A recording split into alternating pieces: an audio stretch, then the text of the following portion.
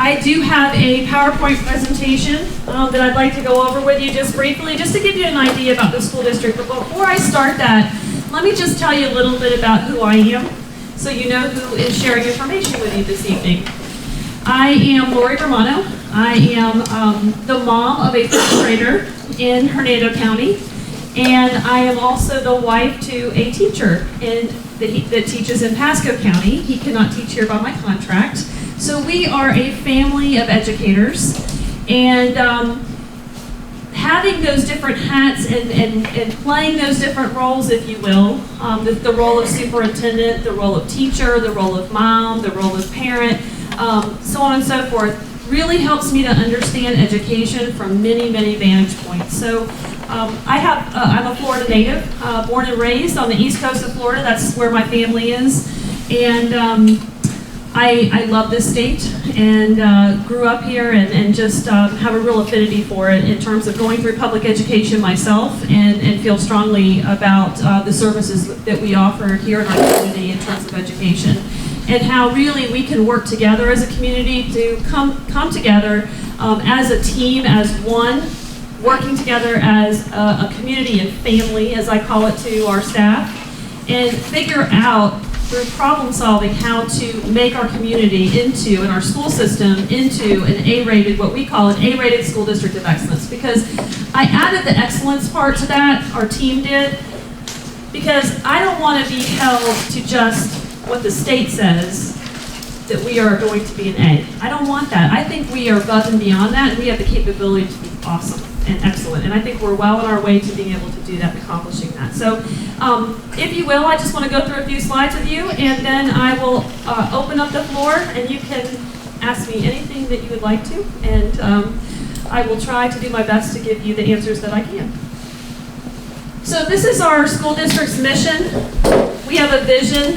When I came here in 2013, our vision is we are all about students.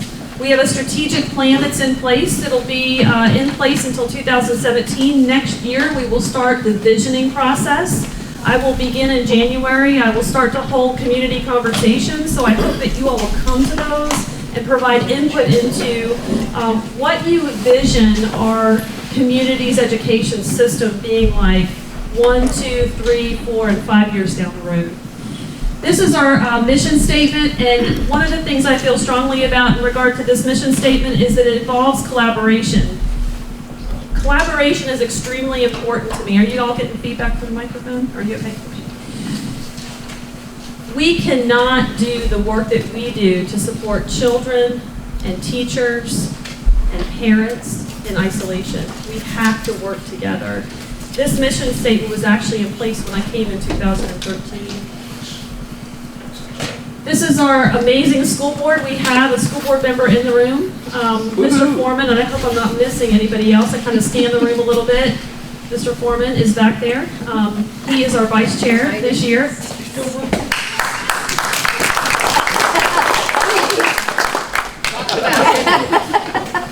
Good evening. Negotiations, he said. The board works extremely hard. They've just gone through. We have 3 new board members that started last November, so they're really not new anymore. They're actually a year young, and they serve 4-year terms.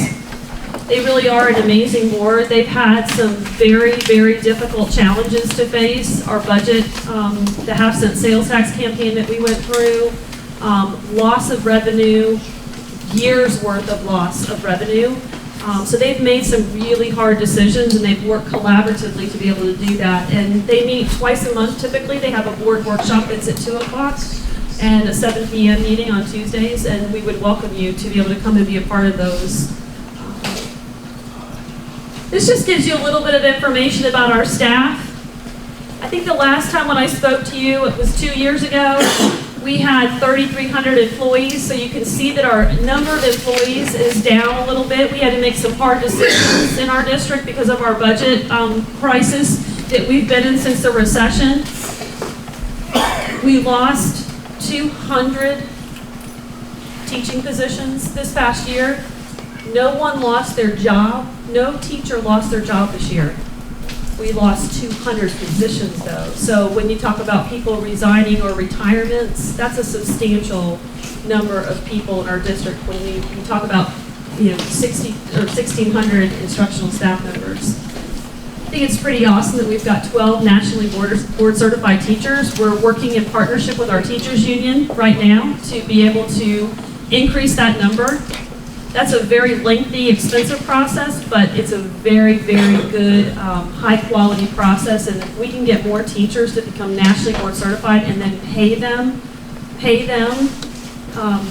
to be able to hold that certification, that's going to help with the instruction that they provide to students in classrooms every day. This is a little bit about our school community and the number of schools. I knew some of you know a whole lot about our school organization and how many schools that we have. 9 elementary schools, and they're listed there. Our 4 middle schools, our 5 high schools. We've got 2 alternative schools. One of our alternative schools is new this year. It's called Discovery Academy. It's in partnership with our Endeavor Academy, which is an alternative school. And Discovery is a school that is specifically for middle school students who are over age. So what we've noticed is at the middle school level we've had a large number of students, several hundred, that have had a difficult time progressing into high school. And what we know from research is if we can help them to progress into high school and provide them with mentoring and support, they won't drop out. So it's a preventative program, but it's also a program that helps students who are 16, 17, and 18 years old and they can't progress out of middle school. So we're seeing some success with that program. We are proud that we have 3 K-8 schools and then 3 charter schools that we do partner with, even though people say those charter schools take away your funding, what we call full-time equivalency or FTE. They do, but there are children in our community, so they benefit from us supporting them in different ways. We do have some theme schools. You're probably familiar with those. Brooksville Elementary is a global studies school. Floyd is an environmental studies school. Through the reboundary or redistricting process the board went through to even out the enrollment across the district so you don't have some schools that are overcrowded and others that are underutilized. The board went through a very difficult reboundary and redistricting process this year. And the reason why I mention it here, and it's going to be on another slide as well, is Floyd's environmental studies program will be moving to West Hernando Middle School, which is going to open up a number of seats at the elementary level to alleviate some of the overcrowding issues at Suncoast Elementary School. So you may be hearing about some of that in the paper or through different venues. We involved through a very lengthy process, involved lots of community forums where parents and community members could come and have their questions answered and get information on the redistricting process. We're also home to the Springs Coast Environmental Studies Center. If you have not been out there and you would like to do that, it's in partnership with Swiftmud, and it is an amazing center that's right there on the water, and the students go and they take field trips there and they learn all about our local environment. And then from those experiences, they actually go back to the classroom and they start to develop community service projects and give back to the community. So please take me up on my invitation for you to come out and see that, as well as our Suncoast Technical Education Center, our Adult Education Center. We are very proud to have this in our community. Because our dropout rate is something that we're very focused on and making sure that gets lower and lower, and it's connecting students, not just students that want to earn a GED, but that want to learn a trade or a skill, or maybe they're in a job, in a career, and they want to go back and do something different. So that's a pretty awesome program that we received a lot of support from the state to be able to implement, and we're very blessed to have it. I won't spend a lot of time on this chart, but I really wanted you to see what some of the enrollment counts look like at our schools. Some of our schools our enrollment is up a little bit, and we've dropped a little bit at our K-8, just a little bit. And that's typical. Our enrollment's really usually between 21,477 and 22,000 students. We're not projected to grow a whole lot in the next 5 years. It will grow a little bit after that 5-year mark, but not substantially. I mentioned to you about the boundary planning and why we went through that process.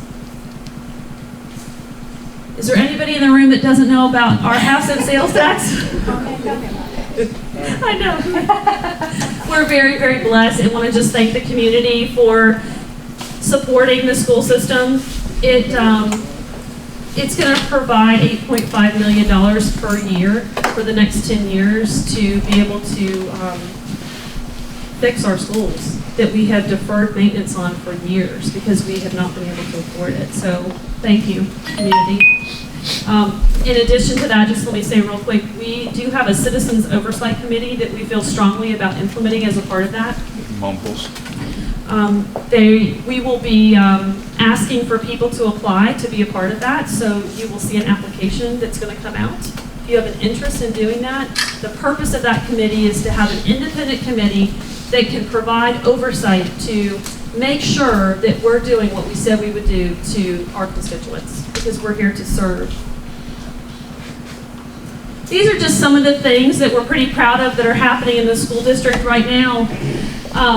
We had a wellness kickoff this year for the first time in a long time. We brought our entire instructional staff and our administrative staff together in one place. We had a motivational speaker, and it was all around wellness and really being emotionally and physically healthy and having good well-being. And our insurance company has provided us with some funding to be able to provide some additional things throughout the year to our staff to really focus on being healthier. I am getting ready to form a superintendent's shared decision-making group at both the elementary and the secondary levels. There will be community support on those groups as well. One of the things that I have felt very strongly about is going to every single school every year and offering staff at those schools an opportunity to just be heard. Last year I did all-day site visits, and they were absolutely wonderful because the input you gave back to be able to make positive change then from a 30,000-foot level, if you will, is very, very powerful. This year I'm doing lunch, listen, and learn visits to every school. So be looking for information that's going to come out on those through our website, our Facebook, our Twitter account. I'm learning about this Twitter thing that, they're teaching me how to do this Twitter thing. And it's new to me, but anyway, it's a great way to connect with some of our constituents. We had a retired educators club field trip today. The staff that are here, my public information officer, Karen Jordan, and Patrick Keogh from the communications department, they took a group of 12 retired educators through tours of our school. And the feedback from them has been, what an amazing day and what amazing things are happening in the Hernando County School District. So thank you to the staff and to the retired educators who were a part of that. And we will be offering more of those. So if you are interested in learning more about what our schools look like, what's happening in our schools, what does the curriculum look like, what does teaching and learning look like, what does technology look like, I want you to be a part of that. Come and join us. So I talked about community conversations. We have a brand new website. We have a social media campaign. And this social media campaign is brand new. It just got launched last week, and it's called Refuse to Be Average. And the person that started this is brand new to our district, and she came to our district and people were saying, "You left where to come here?" And she said, "Well, I guess I did. I did my research." And she was so bothered by the fact that people were asking her this, they're saying these things, and she said, "I'm going to start a campaign called Refuse to Be Average." And one of my messages to my staff, and when I speak to groups like this all the time, I say to them, Hernando County is an awesome place to live, work, and raise a family. We are our own worst enemies sometimes, and that's why this campaign was started.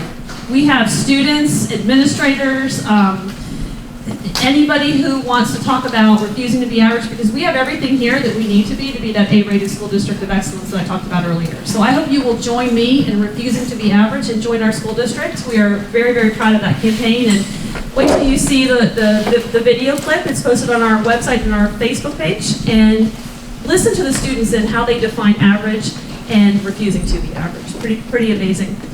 We have a Facebook page as well, and last but not least, we have a new Parent Academy website, web page actually, that's getting ready to be launched, and that's going to be a tool for parents or anyone who wants to learn more about how to help their children at home to be able to do better in school, offering them resources and tools and opportunities for training.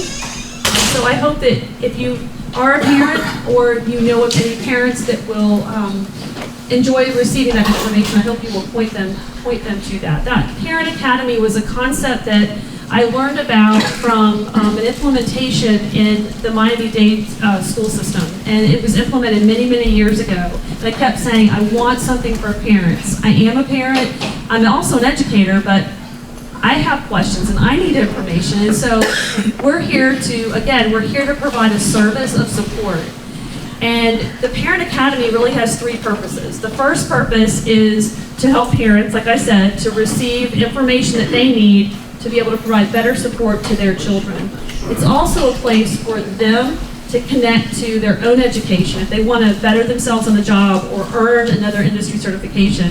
And then the third thing is really for a place for them to plug in as a parent to be able to give back from a volunteer perspective to the community and to the education system. So anyway, pretty proud of that.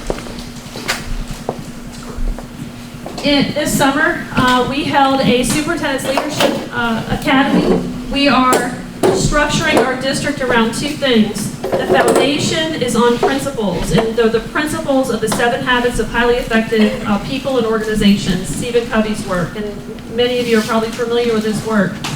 We are structuring our district around that because, number one, it gives you a set of principles on which to function. Create win-win.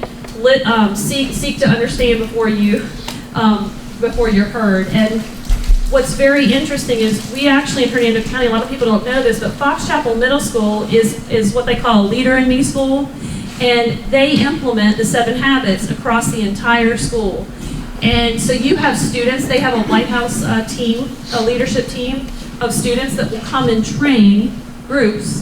They've done training for our board previously in the 7 habits. And you see the students modeling these principles. They set their own goals. They model their own data.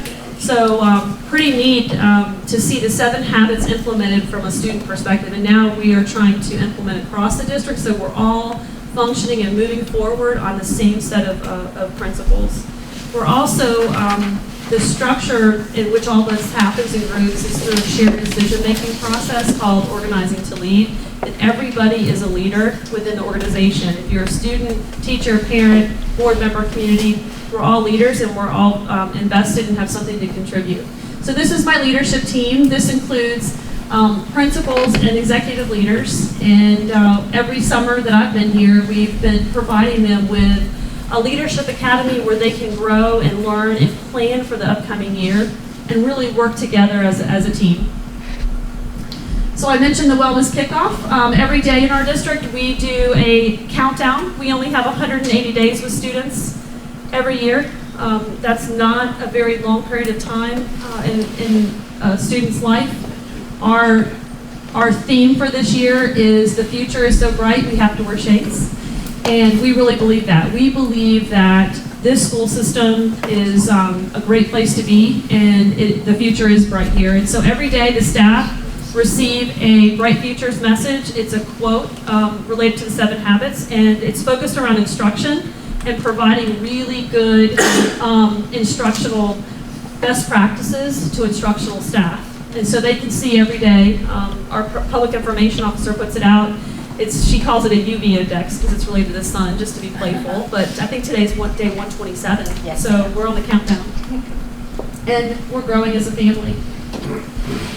These were some pictures I thought you would enjoy from our wellness kickoff, where we had all of our teachers and administrators come together actually it was a teacher's first day back, where they could see each other and really have some time together, not just focus on wellness, but really just have some time together as a team. And each of the schools wore their own shirts, and so there was a lot of spirit and It was really a great motivational day and kickoff for the team. Of course, we're never all together like that, and we haven't been. So, and Nature Coast is the only place that's large enough for us, and we're trying to figure out ways of how do we also get our support staff included in this. So they're dancing together at the very end to just kick off the day. I mentioned to you on my school visits that I do, my lunch, listen, and learns. Those are just extremely valuable. We're expanding our team, our family engagement team, and our Title I team. I met with a group of parents, our family educator team. And then I mentioned these things before too.